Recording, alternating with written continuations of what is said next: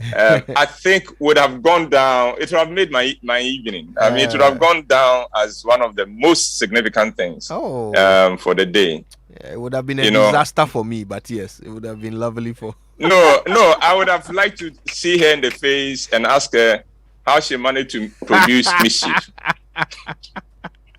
Like I said, disaster for me.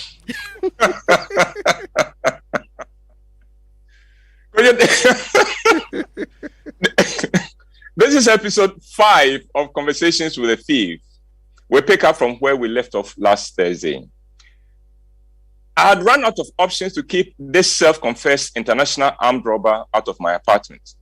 My wife had invited him, and there was no decent way to counter the invitation. With deep apprehension, therefore, I walked him into my home.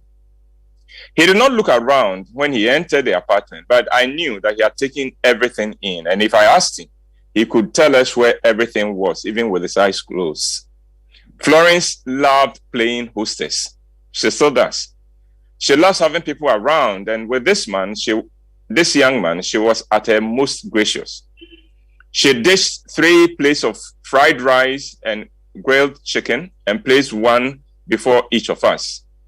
As soon as she put the young man's plate in front of him, he picked a piece of the chicken and bit into it. Now, we had a custom in our home that we always prayed before eating. And something in me enjoyed the young man's discomfort when I said, "Shall we pray?" He was caught with his mouth filled with chicken, and he did not know if he should bring it out or swallow it or just hold it in his mouth. Forgive me, but I really enjoyed that. I felt I was getting him back a little for all the uneasiness he was causing me. Now that he was in our apartment, I realized that I had to find a way of letting Florence know that we were sitting at table with an armed robber without upsetting the guests.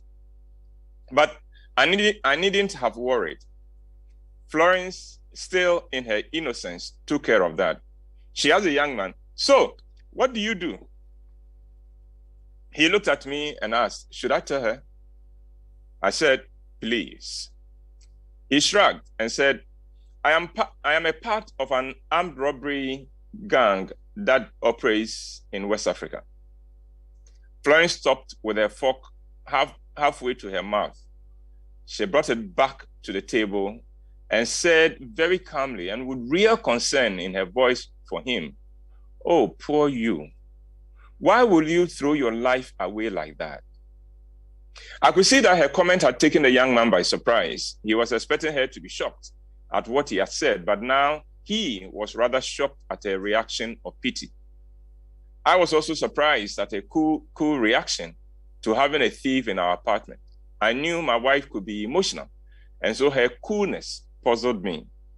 But as if she could read my mind, she turned to me and said, "You remember I worked at a shop at Opera Square for over 5 years? Over the period," she said, "I got to know all the thieves and tricksters and con artists operating in Opera Square all the way to Watto Runabout. And I saw them at work every day." She said, "That is how I got to know how organized thieves were." "Thieves are organized?" I asked. Florence said, "Oh, you have no idea how organized."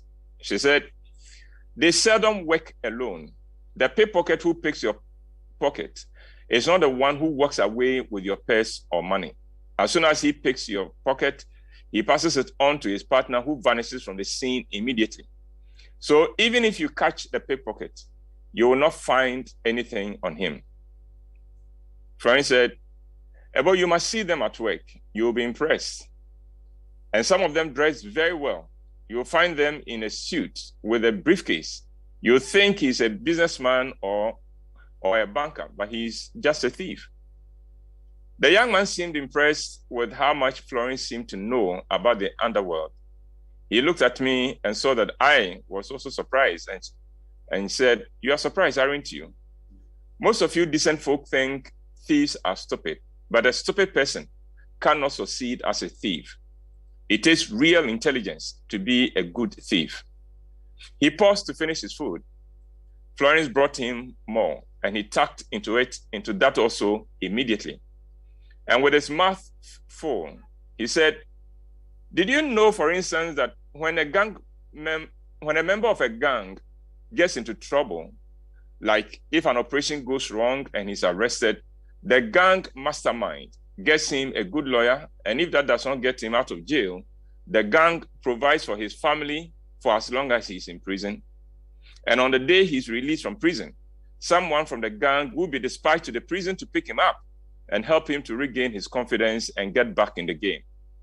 And so the loyalty of a gang member to the gang is absolute. And that is why it is said that there is honor among thieves." He said, "Those of you who are not thieves, treat honor as optional. But for thieves, honor is a matter of life and death. And so we do not mess with it." Honor and thieves.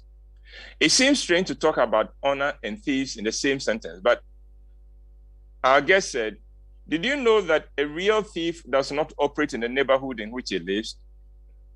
And every gang operates in its own territory, and we do not trespass on another gang's territory." He said, "You remember the story I told you of the thief who followed the Alhaji from Techiman? The reason he sold the tip-off to me in Kumasi was because he was from Techiman and could not operate in Kumasi. In the same way, if I had not succeeded in snatching the money during the journey and we had gotten to Accra, I would have had to look for those who operated in Accra and giving them the tip-off for a fee and return to Kumasi."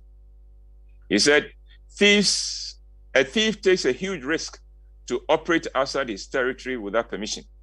If he does so and the operation goes wrong, he's on his own. But if he gets into trouble in his own territory, a whole mechanism is deployed to protect him and either get him out of trouble or minimize his trouble. He said, those of us who operate in the underworld live by certain values that those of you in normal society take lightly. For instance, those of you who are not thieves treat fulfilling promises as optional, and not fulfilling a promise goes with no punishment for you. He said, for a thief, going back on a promise could cost you your life. And so thieves don't treat their promises lightly. I said, wait a minute.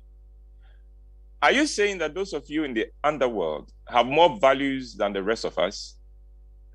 He said, oh, of course not. We are thieves, remember? But how often do people lose their lives for failing to live up to what they profess? How often do people lose their lives for failing to honor a promise, for instance? But for us in the underworld, that failure could cost you your life. I shook my head. I would never have believed it if someone had told me that it would take a thief to teach me about the importance of honor and living according to one's values. But that was only the beginning. This thief had a lot to teach me. He said, think of it. If a politician who fails to fulfill his promise paid for it with his life, do you think politicians would deceive the electorate that much? If those who go to church and say they are Christians paid with their lives for failing to live up to what they profess they represent, do you think there will be that many hypocrites in church as it is today? By now, lunch was over. As I helped Florence to clear the table, our guest said, I have a confession to make. I want to tell you the real reason I entered this floor.